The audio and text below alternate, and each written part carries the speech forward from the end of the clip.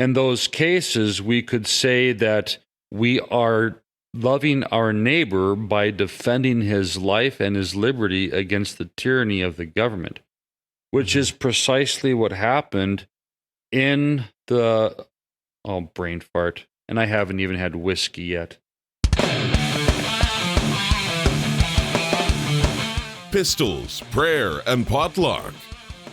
This is Armed Lutheran Radio.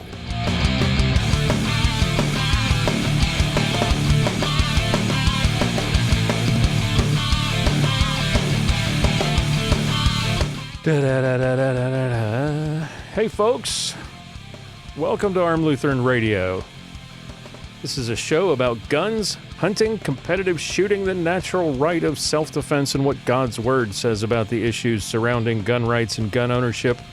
I am your host, Lloyd Bailey, the Armed Lutheran, and this is episode number 240. Thank you so much for making Armed Lutheran Radio a part of your week again this week. And for those of you who are new to the show, welcome aboard. Hope you stick around. Thank you for joining us. Today we have for you our variety show. For those of you who are new, we change formats every other week. And this week we have a bit of everything that I mentioned before. Mia Anstein is here. She is our resident hunting guide. Sergeant Bill Sylvia is a masterclass competitive shooter. And Pastor John Bennett pontificates on ethics, theology, and culture. And we'll get to them in just a moment. But first, I do want to give a shout out to the people who make this show possible. Armed Lutheran Radio is listener funded. That means we have no advertising, we have no sponsors. We rely on people who support us with their generous donations, and those people we call the Reformation Gun Club. And this week I want to give a shout out to Scott, and to Mitch from Stockbridge, Michigan, to Paul from right here in McKinney, Texas, Robert from DeKalb, Illinois, Jackie from Federal Way, Washington, Edwin from Round Lake Beach, Illinois, and Donnie from White Bear Lake, Minnesota. Thank you all so much for your support. As I said, Armed Lutheran Radio is listener funded. That means these good people and many others generously support us financially. And they get some cool perks as a benefit. If you would like to join them, if you would like to find out more about the club, check out armedlutheran.us/gunclub or look for a link in the show notes for this or any of our previous episodes. All right, before we turn things over to Bill and Mia and John, this is our last episode before the 2020 election. How are you feeling? Worried?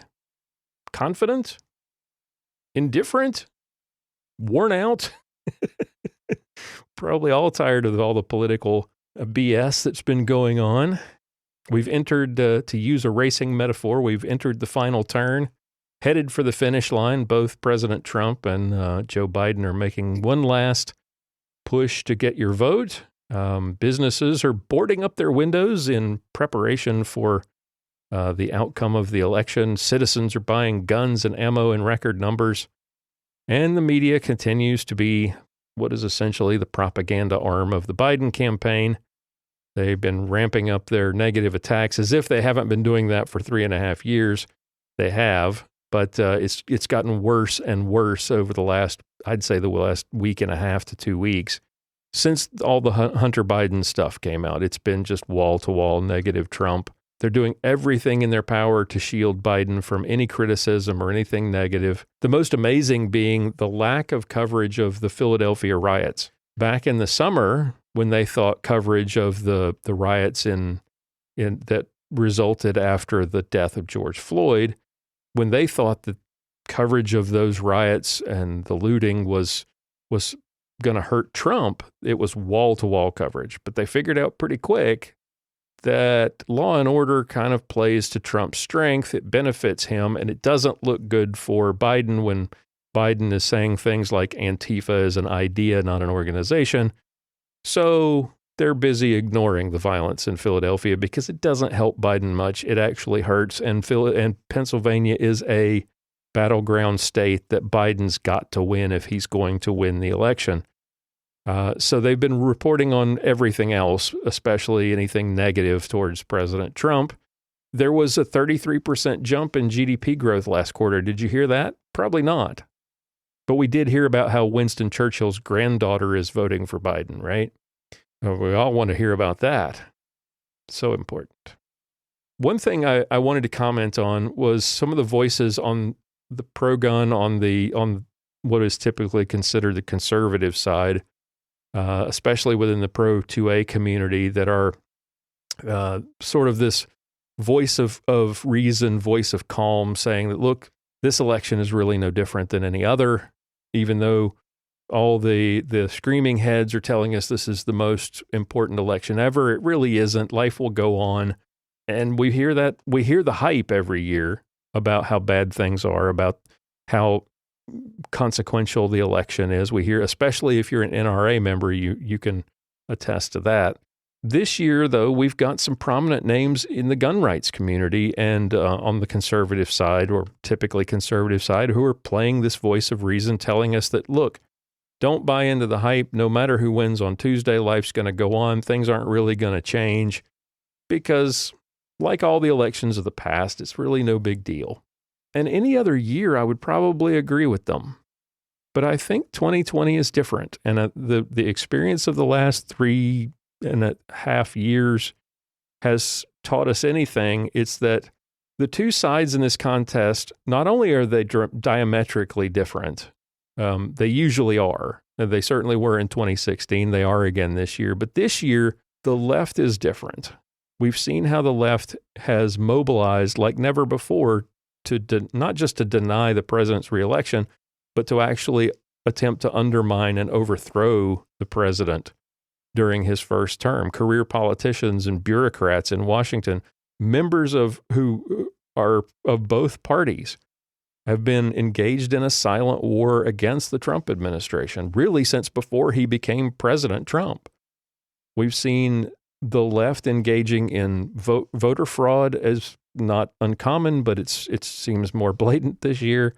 Open censorship of opposing views, especially if it's a news story that's harmful to Joe Biden. We've seen the rewriting of definitions of words and terms. We've seen violence and anarchy and riots and looting, and a systemic redefinition of science in service to socialist ideology, really. I mean, there's always been a loony left, right? There's always been those guys that we laugh at and make fun of. But in 2020, things are different. And to quote Ben Shapiro, the difference is that the left has lost their minds. And as much as we chuckle at their stupidity and we enjoy when there's a funny meme or when Trump smacks them down on Twitter, we've got to recognize that the progressive left is not some lunatic fringe. They're now the base of the Democrat Party. And if Biden wins, they're a brain aneurysm away from ultimate power. Yeah, Trump hasn't been perfect. No president is. He has not, and we talked about this in last week's show. He's been generally good on gun rights. Yes, there are things that he hasn't done that we wanted. That he's done a thing or two that we didn't want. But what do you think the outcome would have been with Hillary in the White House? What do you think the outcome would be with Biden in the White House? Or Joe Jorgensen, for that matter?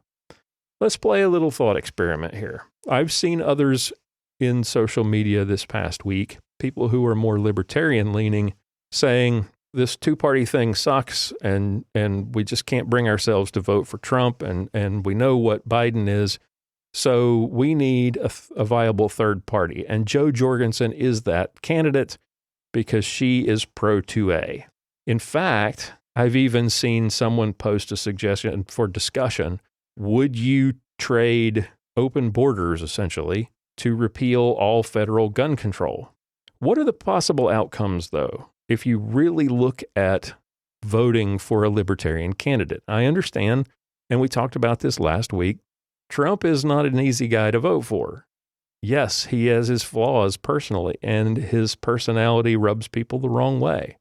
So some people may be thinking, I'm either going to sit home like they did in 2016, or they're thinking, hey, Joe Jorgensen looks like a good choice. I'm not wasting a vote on Trump. I'm voting for the true pro-2A candidate, Jo Jorgensen. So what are the possible outcomes of voting for that libertarian candidate for president? Well, the most likely thing is that you're going to get a Harris administration with Joe Biden. The chance of Jo Jorgensen attracting enough people on the left or on the right to actually win is, to me, it's comical. I'm not opposed to the idea of a third-party candidate, and I think we alluded to that last episode, that it would be nice if we could be in a situation where things weren't dire and we could actually vote for a third-party candidate. But there's a problem. Libertarianism, in its purest sort of organized form, is filled with so many contradictions that it can't possibly win. How do you siphon votes off of the left? By trying to appeal to them with open borders and no limits on abortion and free drugs, but at the same time saying, but we also are for gun rights and low taxes and an end to the Department of Education. Yeah. And then how do you siphon off votes from the right? You'll get some who, for them, like, I guess, some of these social media posters who the gun rights issue is the be-all, end-all. But what about those who agree with you on gun rights and want to end federal gun control, but at the same time are opposed to abortion on moral grounds and believe in the idea of sovereign national borders? The only people you're going to siphon off from either party are the single issue voters. So how are you going to build a coalition? How are you going to garner enough votes to actually win? You're not. But let's just play a thought experiment. What happens if Jo Jorgensen won the White House? What would happen if a gun control bill hit her desk? Let's say it's everything that Beto O'Rourke and Dianne Feinstein ever dreamed of, right? Gun bans and mandatory buybacks. And let's throw in Eric Swalwell's kicking in your doors to take your gun stuff too. Jo Jorgensen, according to her stated positions on gun rights, we assume would veto that kind of a bill. But how would she stop an override by the Senate when she has absolutely no libertarian members of Congress to prevent that? What if there was a hate crime bill that criminalized the expression of traditional values related to sex and marriage? What if you had a bill that basically criminalized churches for preaching traditional marriage or preaching against things like homosexuality? What would happen if that bill hit Jo Jorgensen's desk? I don't know how she would vote, but or how she would react, whether she would sign it or veto it. I suspect she might veto it, because she has stated that she opposes laws that restrict religious expression. But then how would she prevent a veto override? She can't. She can't even use the veto threat as a negotiating tool with Congress, because nobody would believe her, because it would be such an empty threat that they would laugh in her face. The core of one of the nation's two major political parties wants to destroy this country and to remake it in their own image. And that image is the image of Marx and Ocasio-Cortez and Sanders. And they don't want to compromise. They don't want to negotiate. If they don't get their way, they will burn the whole thing down. They've made that pretty clear. They don't respect the man who currently holds the office, even and currently has a majority in the Senate. Do you think they're really going to respect a woman who has really no core values except you do you, and who has no allies in Congress? No, they're just going to laugh and steamroll right over her. So that thing about ending the NFA, it's a total pipe dream. Never going to happen. So you might have a pro-gun president, but without a pro-gun majority in Congress, you're basically screwed. Now, this all assumes that the left wins back the Senate and that they hold the House. So I'm not predicting that. I'm just making those assumptions. But if large enough numbers of the base leave Trump to vote for Jorgensen, do you think she's going to have any coattails that will save conservatives down ballot? No. Eventually, maybe there's a libertarian party that isn't truly a party of freaks, guys with shoes on their head. Maybe then we can start to see libertarians in Congress. Maybe we can start to elect libertarians down ballot. But that's the only way things are going to actually change, because we got to rid ourselves of this insidious notion of the career politician. That's the real problem. We need to get back to what the founders envisioned of the citizen who went to Washington for a couple or 4 years, served their country, and then went back to their private lives. They never envisioned a guy like Joe Biden who spent 47 years in Washington. We'll never see an end to this two-party madness, and trying to force it from the top down, from the White House down, means that we're just going to lose more and more freedoms as we keep hoping that maybe someday we might get a viable third party. Not just a candidate, but a viable party, which will magically restore all the freedoms that we've lost over the years while we were throwing our votes at people like Joe Jorgensen. And maybe our kids or our grandkids or maybe our great-grandkids will enjoy some of the freedoms that we lost while we were noodling around, tilting at windmills.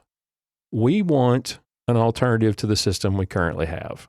Not a different system altogether like the left wants, but a return to the founding, an end to this entrenched two-party system that does nothing but enrich itself at our expense, and which seeks to expand their power and just, spends all their time trying to stay in office, pandering to voting blocs, instead of actually doing what's best for the people. But to get there, we have to build from the ground up, not from the top down. I mean, the left has already telegraphed what they want. They're working to undo the checks and balances that the founders put in place to protect us from the tyranny of the masses, court packing, and this idea to end the Electoral College that started right after Hillary lost in 2016. If those things come to pass, while we're dithering around voting for a dream that Joe Jorgensen's going to end the NFA, we're going to wake up one morning and find that all the institutions that we hoped would help us restore our liberties are gone at the whim of the mob. So you can tell yourself that this election doesn't matter, that it's no different than any other, that life will go on as it has before. It will in many ways, but in the long run, there's a lot more at stake. I wish that weren't the case. I wish that we had the luxury of saying it really doesn't matter, and that we can vote for a third party, and that maybe someday we'll get a third party candidate and make things interesting. It'd be nice if we could say, the two parties really aren't that much different from each other and there's no real threat to our liberties, but that's not the case. Just look at the things that the left has done and say they want to do. And given the power, we know they will. I wish this was just any other election. But Hillary losing in 2016 caused the left to become completely unglued from reality. And there are no norms, no standards of behavior that they recognize as legitimate in their quest for power and revenge. So you can vote for Joe Jorgensen if you want to, and you can preen around and pound your chest and virtue signal about your principles, or you could work down ballot to elect candidates like Joe Jorgensen, who will serve as a bulwark against the extremes on both sides. Most importantly, you can vote for your neighbor and for the freedoms that we and they still have left and that we want to preserve for future generations. All right, that's enough ranting from me this week. Pastor Bennett and I no doubt will be chatting about the election next week in episode 241. So sit back and enjoy Mia and Sergeant Bill and Pastor Bennett, and then get out and vote. And I'll talk to you again next week.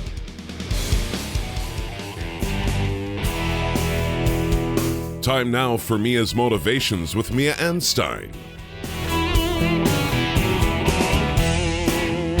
Hey guys, it's Mia here visiting with you again. I hope you're all doing well and enjoying fall and a little bit of cooler temperatures. I sure am. I actually love this time of year. Today, I wanted to visit with you. It is getting close to Election Day, and the news, which I try not to watch, it seems to be touting that there's going to be a lot more disruptions in the country if one party wins over another, or one candidate rather. So I wanted to talk to you about home defense. And in the last segment that I did, I mentioned a home defense firearm. And I wanted to talk to you about that today. Some of you might be familiar with a bullpup.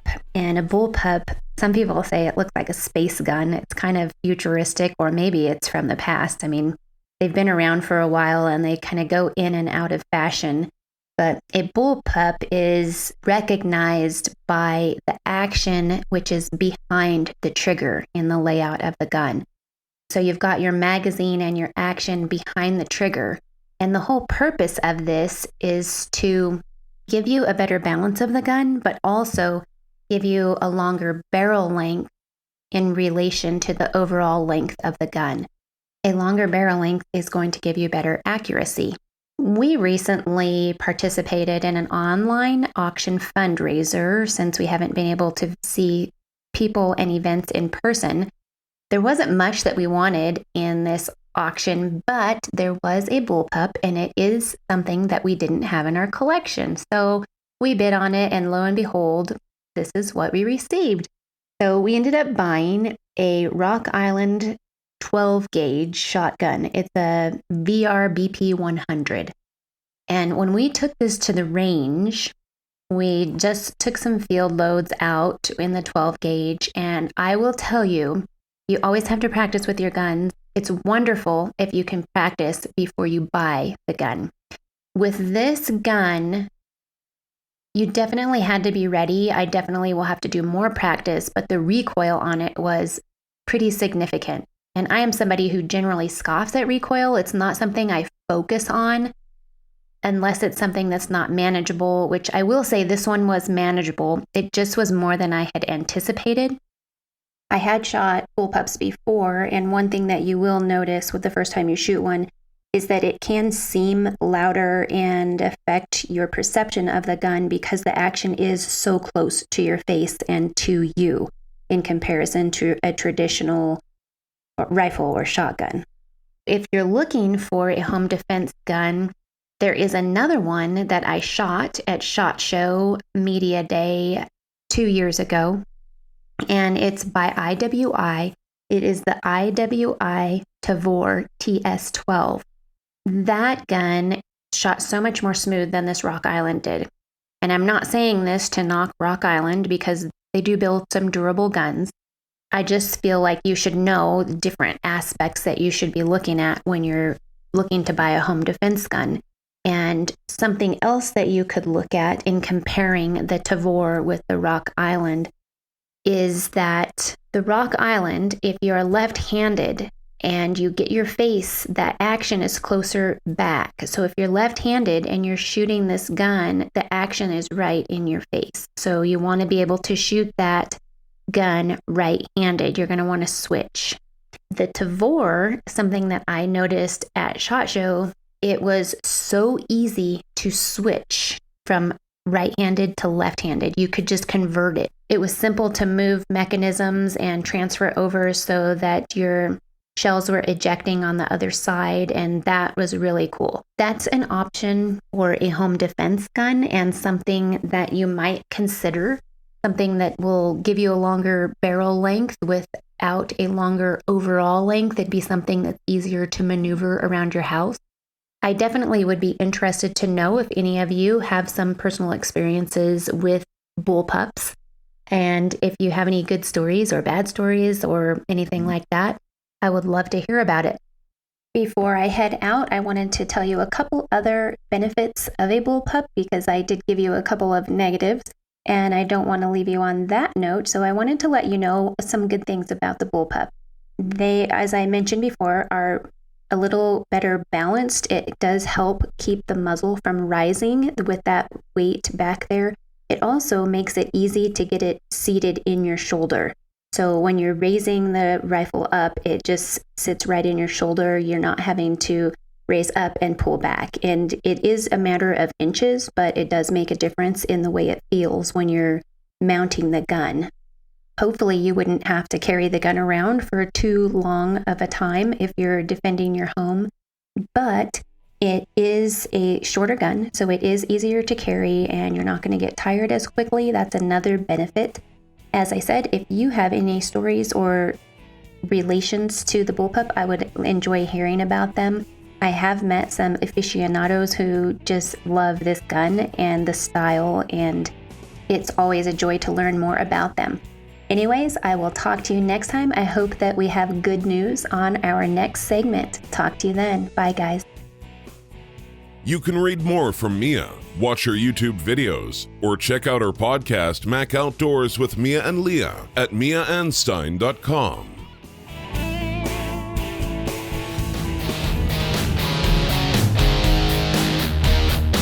Time now for another Ballistic Minute with Sergeant Bill Sylvia. Hey everybody, I'm Sergeant Bill and this is your Ballistic Minute. So here we are in the midst of another ammo shortage, or reloading component shortage if you reload. So what are shooters to do during an ammo shortage like this? Well, you could sit at the computer and try to hunt down ammo and primers and powder and bullets, or you could just take what you have and try to conserve it. So conserving your ammo for live fire drills is, do low round count drills. For example, so instead of doing a build drill, reload, build drill, which is 6 rounds, reload 6 rounds, do a 1-and-1 drill where you shoot 1 round, you reload, and you shoot 1 more round. You're getting all the same benefits except for the added recoil management, but there's other drills you can do to do that. So instead of doing a build drill with 6 rounds, do a doubles drill where you shoot 2 rounds, and you could look at your 2 rounds and see how well you're managing recoil based upon where your second round hits. Now, if you have access to equipment where you can set up little mini stages and run mini stages to work on different aspects of your shooting game, you could still do that, but in conserving your ammo, you can do that where you focus or shoot targets that will help you show improvement or that'll help. So if you're trying to work on shooting targets when you enter a position and exit a position, you could set up a little mini stage where you have a wall and a target on each side, and you start on one side, and at your buzzer, you draw, you shoot 2 shots as you're exiting that position, and then shoot 2 on the next target as you go into the next position, instead of having 2 or 3 targets on each side. So basically with the mini stages and or low round count drills, what you really need to do is hyper focus on the specific elements that you're trying to improve on and really work those with as few rounds as you possibly can. And if you don't have any ammo, you can always do some dry fire. Dry fire is not as fun, but you're not going to burn a bunch of ammo. You can save it and use that ammo for something that's going to be a little bit more fun, or shooting a match, or something that you'll get a little bit more enjoyment out of and make it worthwhile. So even though in these trying times when ammo is hard to find and components are even harder to find, you could still get some improvement in your shooting, have some fun, and continue to get better. I'm Sergeant Bill. This has been your Ballistic Minute. Sergeant Bill Sylvia is a veteran of the Dallas Police Force and a masterclass competitive shooter. You can check out his YouTube videos at armedlutheran.us/Sergeant Bill.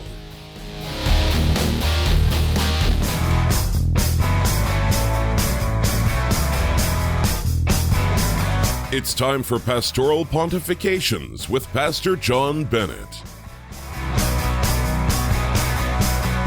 Hello, beloved listeners. This is the Pistol Packing Padre, and today I'm going to do quite a bit of pontificating. Well, after Lloyd and I had recorded our last episode, the very next day, he comes across an article by everybody's favorite heretical garbage beta pastor. That's right, John Piper. As we've looked at before, Lloyd and I, this guy, he said he would rather let a criminal come in and shoot him and his wife than use lethal force to protect himself and his wife. It shows you just the character of the guy. But today we're looking at an article. It's called Policies, Persons, and Paths to Ruin, Pondering the Implications of the 2020 Election. And this article was posted on Desiring God, and in the past, Lloyd and I have looked at some other terrible articles also posted on this website. So he starts out, this article is probably as close as you will get to an answer on how I will vote in the coming presidential election. Probably? Right, only God knows what may happen in the next days. Nothing I say here is intended to dictate how anyone else should vote, which, no, that's not the case, because he more or less tells you how you should be voting, but rather to point to a perspective that seems to be neglected. Yes, this perspective sways my vote, but you need not be sinning if you weigh matters differently. So why are you even bothering to write this article?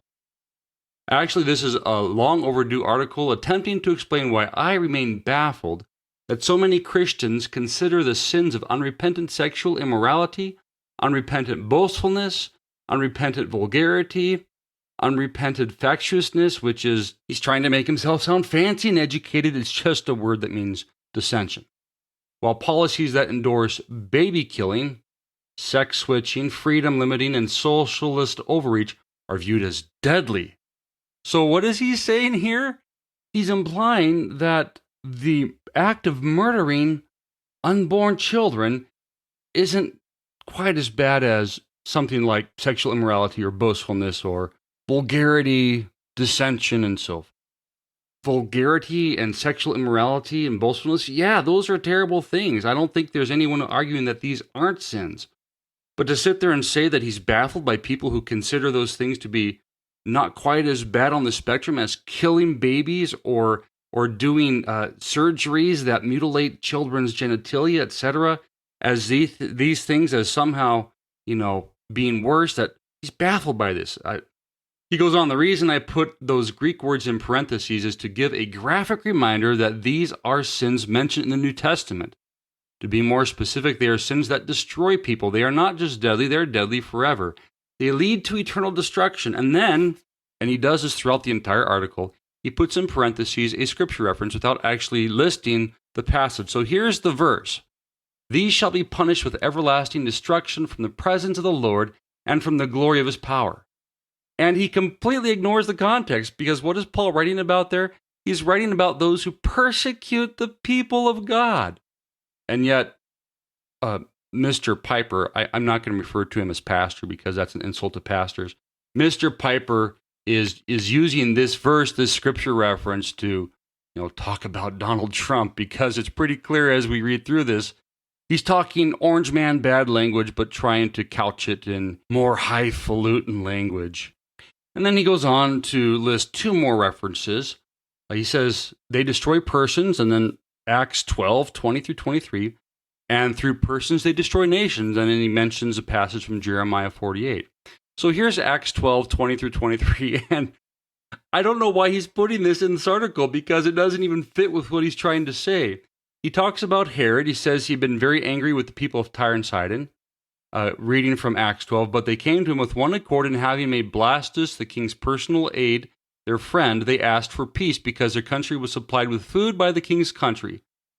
So on a set day, Herod, arrayed in royal apparel, sat on his throne and gave an oration to them, and the people kept shouting, "The voice of a god and not of a man."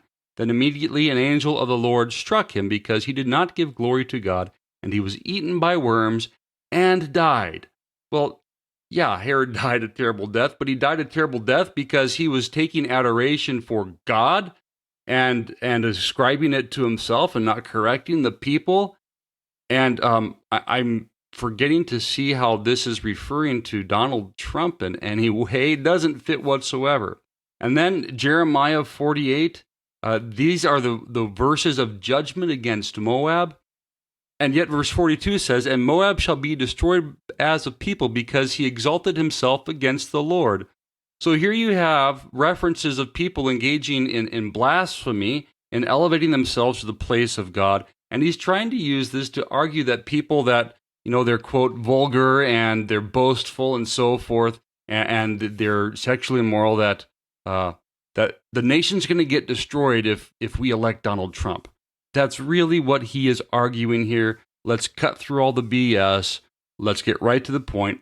That's what John Piper is trying to do.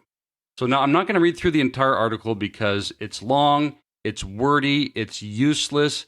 I don't know why I'm even reading this for you except for your personal entertainment or perhaps aggravation. But in the next section that he titles Persons, I'm going to read a few select parts of this.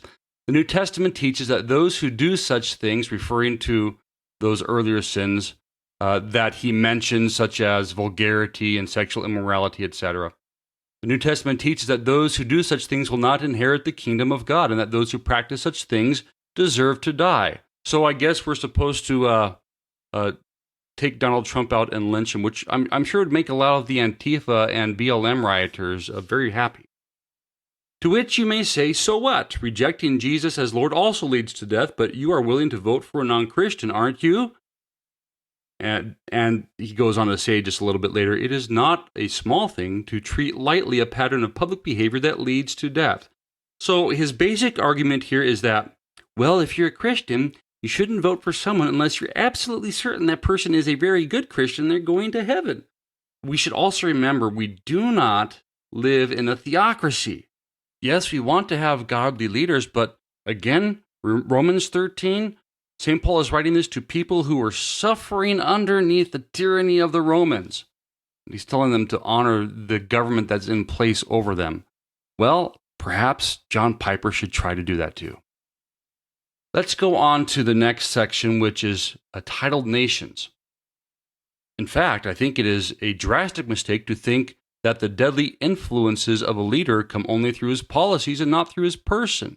This is true not only because flagrant boastfulness, vulgarity, immorality, and divisiveness are self-incriminating, but also because they're nation-corrupting. They move out from centers of influence to infect whole cultures.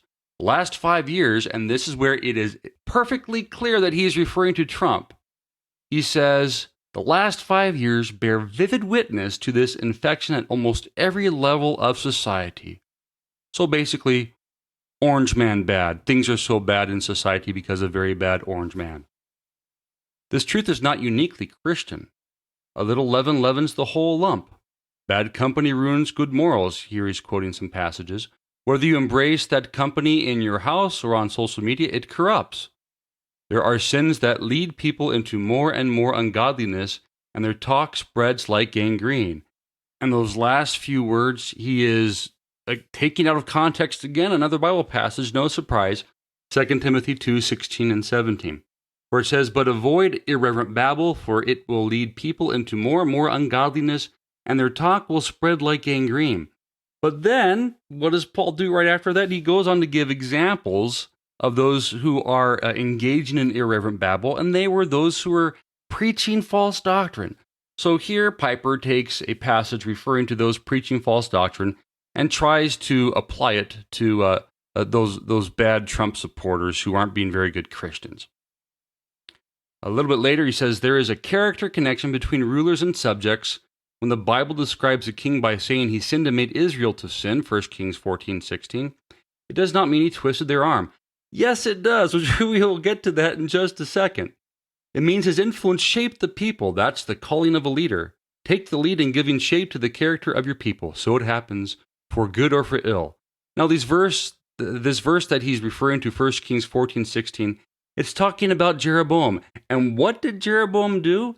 He stopped the proper sacrifices in the tabernacle, drove off the priests, made his own golden calves for Israel to worship, and appointed new priests for his newly found cult. That's what Jeroboam did.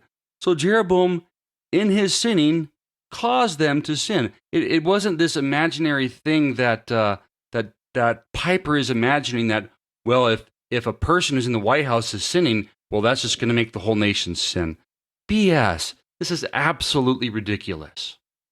All right, moving on. Next section, policies and persons. Is it not baffling then that so many Christians seem to be sure that they are saving human lives and freedoms by treating as minimal the destructive effects of the spreading gangrene of high-profile, high-handed, culture-shaping sin.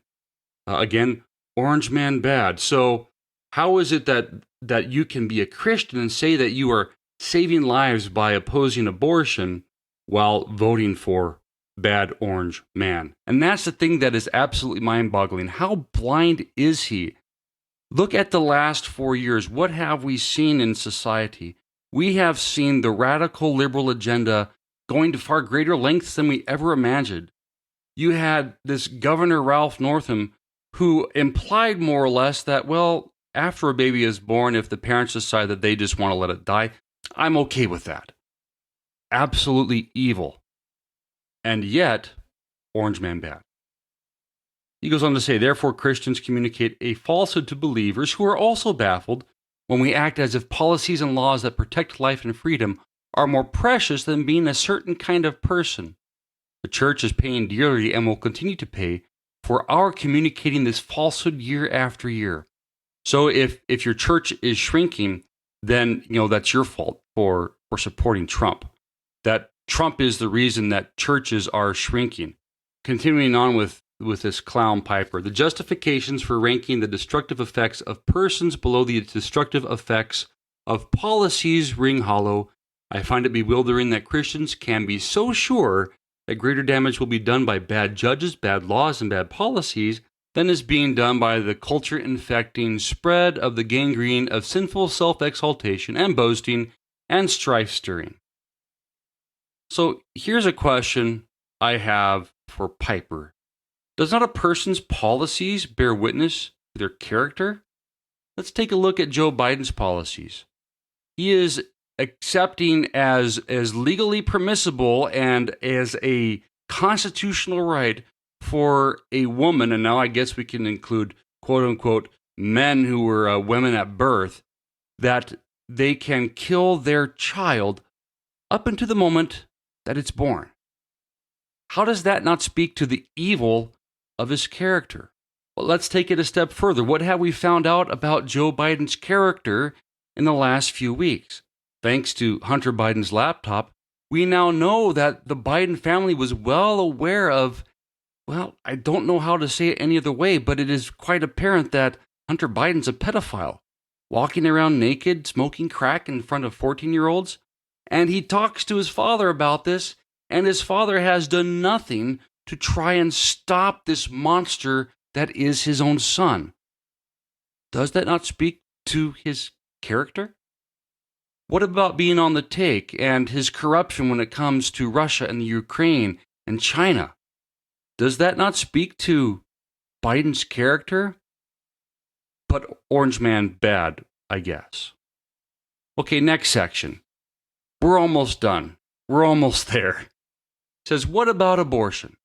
Well, he starts out trying to sound like he is very pro-life, trying to, he's more or less, let's face it, paying lip service to pro-life people. Because if you're pro-life, you cannot vote for someone who supports abortion. He says, I think it is baffling and presumptuous to assume that pro-abortion policies kill more people than a culture saturating pro-self pride. So abortion has killed 70 million in the United States, and yet Trump is somehow killing more people because he's this proud, boastful guy? I don't even get it. When a leader models self-absorbed, self-exalting boastfulness, he models the most deadly behavior in the world. He points his nation to destruction. So get rid of Trump or our nation is doomed. Destruction of more kinds than we can imagine. I think it is naive. And who's he to be talking about naive? Clearly he is the one who is terribly naive. It is naive to think that a man can be effectively pro-life and manifest consistently the character traits that lead to death, temporal and eternal. So it is better to support someone who supports murdering children up until the moment of birth because publicly, on television, etc., they seem to be a nice guy, as opposed to supporting someone who is pro-life, the most pro-life president that we have had since Roe v. Wade ever happened, but his character, quote-unquote, is consistent with traits that lead to death. This is just mind-numbingly insane that you're not pro-life unless you support nice people. Is that what he's saying? Because it certainly seems that that's the argument that's being presented here. He has another section called Word to Pastors. He starts out, may I suggest to pastors that in the quietness of your study you do this? Imagine that America collapses. Oh boy, we're doomed. Got to get Trump out of office. First anarchy, then tyranny. Imagine that religious freedom is gone. What remains for Christians is fines, prison, exile, and martyrdom, which is very likely if you elect Joe Biden, who himself has made it very clear that he is opposed to religious liberty. Then he goes on and he bloviates, presumes to lecture pastors that they should be teaching their people to treasure their faith in the Word of God and Christ more than the things of this world, which I think pastors are supposed to do in the first place, but it seems to be the argument that he's making that it's okay to vote for a socialist because, if I find myself destitute because of tyranny of people like Biden or Harris, at least I'm going to heaven. So it's okay to suffer, kind of like, it's okay to die at the hands of someone who breaks down your door and intent to do you or your wife harm because, I don't want to shoot someone that might go to hell, and I'd rather die and go to heaven. Again, what else should we expect from the likes of John Piper? And the last question, Election Day. So where does that leave me as I face a civic duty on November 3rd? Here's my answer. I do not require anyone to follow me as if I could. Not my wife, not my friends, not my colleagues. So why did you even bother writing this stupid, idiotic article? I will not develop some calculus to determine which path of destruction I will support. That is not my duty. And he's more or less making the argument that, there's two paths of destruction and, he needs to find out which is the lesser path of destruction. And that's the one that he is going to choose. You may believe that there are kinds of support for such pathways that do not involve such a contradiction, such as undermining of authentic Christian witness. You must act on what you see. I can't see it. That is why I say, my way need not be yours. So he's saying that it is contradictory to be a Christian and support Donald Trump. That's what he's arguing. Again, let's cut through the BS. Let's read between the lines. Let's get down to what he is really saying. And he's saying that, it's better to vote for a person like Joe Biden because, by golly, he's just a nice guy. And he closes, with a cheerful smile, I will explain to my unbelieving neighbor why my allegiance to Jesus sets me at odds with death by abortion, and death by arrogance. So again, Donald Trump's arrogant. It's going to kill the country. And if he's willing, I will show him how abortion and arrogance can be forgiven because of Christ, which is true. But again, what is being argued here? It's okay to vote for someone who supports the murder of the unborn if they're a nicer person than Donald Trump. I can't take it anymore. This is enough to drive a person to drink. But that's all we're going to do for today. If you haven't gone out and voted yet, get it done. Don't wait till Tuesday. Don't wait for there to be lines that wrap around city blocks. Get it done. Get out there and vote. Vote your conscience. Vote for the one who's going to support and protect life, who's going to support and protect our Second Amendment rights. And as you have probably figured out who I support in this election, vote for the one who isn't Joe Biden. That's enough pontificating for this episode. If you have any questions or comments or anything you would like to pontificate about, please let us know at armedlutheran.us/feedback. May God grant you a blessed week. John Bennett is the pastor at St. John's Lutheran Church in Willow Creek, Minnesota. For more information, visit stjohnswillowcreek.org. For show notes, be sure to visit our website at www.armedlutheran.us. Check out the Facebook page, The Armed Lutheran, or join our Facebook group, Fans of Armed Lutheran Radio. If you like what you hear, please leave us a comment on our feedback page at armedlutheran.us/feedback or a review on iTunes and let us know what you think. Thank you for listening to Armed Lutheran Radio, a member of the Self-Defense Radio Network.